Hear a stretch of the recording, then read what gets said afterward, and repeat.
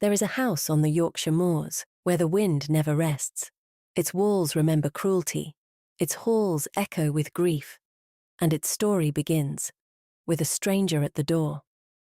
This is Wuthering Heights, a tale of love twisted into vengeance, and vengeance that refuses to die. In 1801, a gentleman named Lockwood rents a nearby estate. Curious about his landlord, he visits the dark manor known as Wuthering Heights.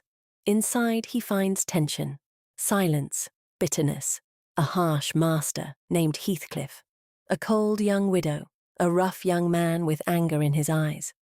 That night, trapped by snow, Lockwood sleeps in a strange chamber and dreams.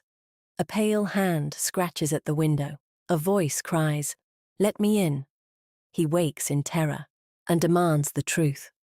The housekeeper, Nellie Dean, begins to tell the story.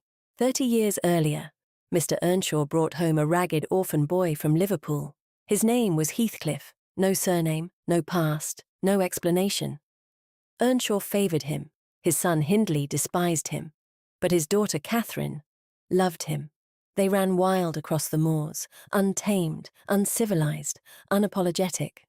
Catherine once declared, "I am Heathcliff." Not romance, identity. When Mr. Earnshaw dies, Hindley inherits everything. And power changes him. He strips Heathcliff of status, forces him into labour, treats him as less than family. Heathcliff learns something dangerous. Love without power is vulnerability. After an injury, Catherine stays at Thrushcross Grange. There she meets Edgar Linton, gentle, refined, wealthy. He offers comfort, security, status. Catherine realizes something painful. If she marries Heathcliff, she remains poor. If she marries Edgar, she rises.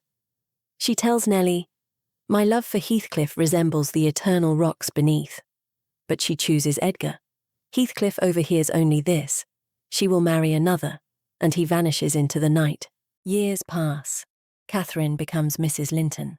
Then one evening, Heathcliff returns, educated, well-dressed, mysterious, but inside, nothing has healed.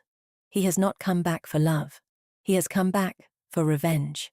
Heathcliff destroys Hindley financially, takes Wuthering Heights, manipulates Edgar's sister Isabella into marriage, only to mistreat her.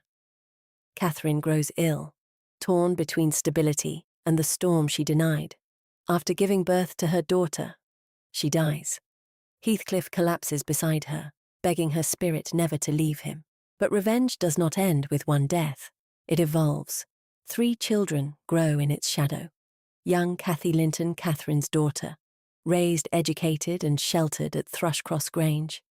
She has her mother's spirit, but not her pride. Curious about the moors, curious about Wuthering Heights, curious about her father's past, Hareton Earnshaw Hindley's son, the rightful heir to Wuthering Heights. But Heathcliff denies him education, mocks his ignorance, turns him into the very thing Heathcliff once was, not by accident, by design. Linton Heathcliff.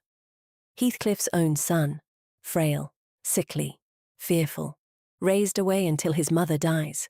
Heathcliff brings him back, not for affection, but as leverage. Young Cathy meets Linton. She feels pity. Heathcliff exploits it.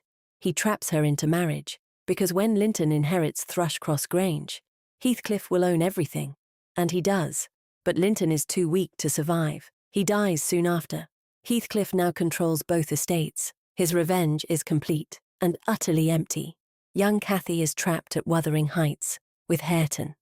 At first, they repeat the past. She mocks his ignorance. He resents her superiority. But something shifts. Cathy teaches Hareton to read. He listens. He grows. They soften. Where their parents chose pride, they choose patience. Where Heathcliff chose revenge, they choose love. The storm begins to quiet.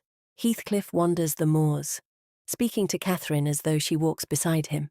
He no longer schemes, no longer cares for revenge. The next generation has chosen differently. He cannot control that.